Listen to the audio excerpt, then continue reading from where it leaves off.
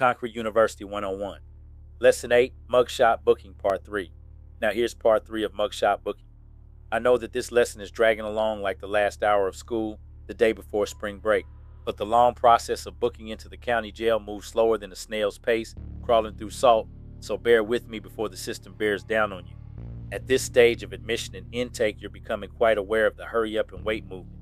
You've seen the inside of a cell and the different types of people in them and the smells that comes with them.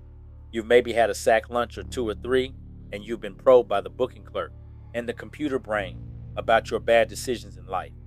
The correction system has begun to study you, but now it's time to take on some extra credit classes to study you for yourself.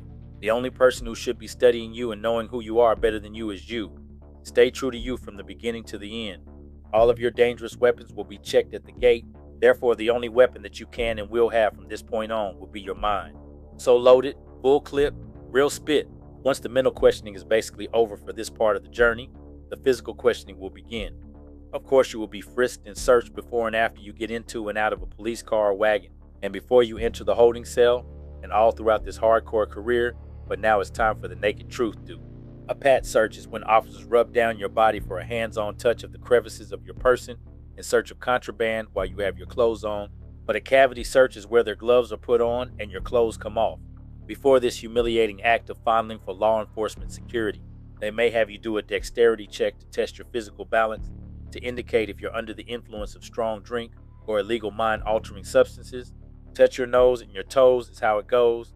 The cavity search, also known as the strip search, will have you as disgusted as a nightclub stripper doing a double shift of lap dances on nickel night, being unclothed and observed for a little more than unwanted attention.